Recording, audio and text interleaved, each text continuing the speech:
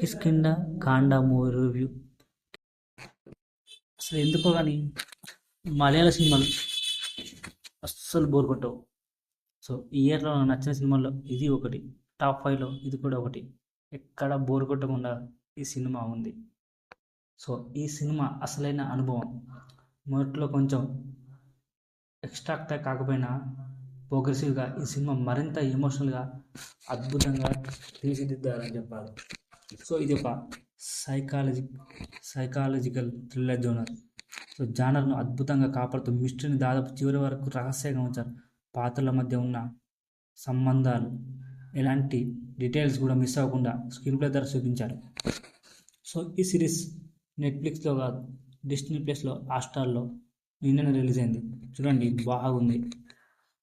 So so screen play ద్వారా చూపించారు. ప్రతి సీన్ కూడా అలనాటి అనుభూతి ఇవ్వాలని ప్రయత్నించారు. ముఖ్యంగా ఫాదర్ మరియు సన్ మధ్య ఉన్న సంబంధాలు. ఈ సినిమాలోని విజయ్ రాఘవన్ నటన ఒక సరికొత్త అనుభవం. ఆయన పాత్రలోని జీవించి నెక్స్ట్ లెవెల్లో యాక్టింగ్ చేశారు. సో అది మనం ఒక జస్ట్ ఫీల్ అంతే. ఆసిఫ్ అలీ మరియు అపర్ణ కూడా మంచి నటనను కనబరిచారు. ప్రేక్షకులను చివరి వరకు ఎంగేజింగ్గా ఉంచుతూ మిస్టరీ మరియు హ్యూమన్ ఎమోషన్ని బ్యాలెన్స్ చేసుకుంటూ ప్రతి మనిషి చూసే ఆడియన్స్ ప్రతి ఒక్క వ్యక్తికి హృదయాన్ని టచ్ చేసేలా తీశారు. సో ఇందుకు సినిమాటోగ్రఫీ కూడా ఈ సినిమా మీద నెక్స్ట్ లెవెల్ ఉంది.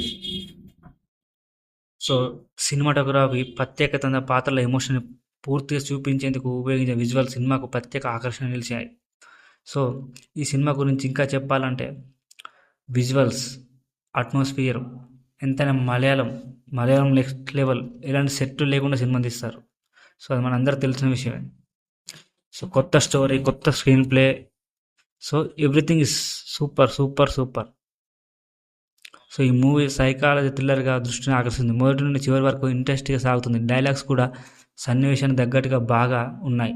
కంటెంట్ నెక్స్ట్ లెవెల్లో ఉంది, మరింత ఆకట్టుకుంటాయి. సో ఎమోషన్స్ ఈ సినిమాలో అద్భుతంగా చూపించి మనలోని బలమైన అనుభూతిని కలిగించేలా చేశారు. సో రెగ్యులర్ గన్ మిస్టరీ కథతో పోలిస్తే ఈ సినిమా మానవ సంబంధాల సంఘటనలు మరియు ఎమోషనల్ వైభవాన్ని ఇలా అందించాలో అద్భుతంగా రాశారు. 3 Wise Monkeys థియరీని బేస్ చేసి పక్కా సైకాలజికల్ థ్రిల్లర్ రూపొందించారు. నిజంగా ఇంతవరకు మీరు చూడని కొత్త ఎమోషనల్ సినిమా. సో ఇది నెక్స్ట్ లెవెల్.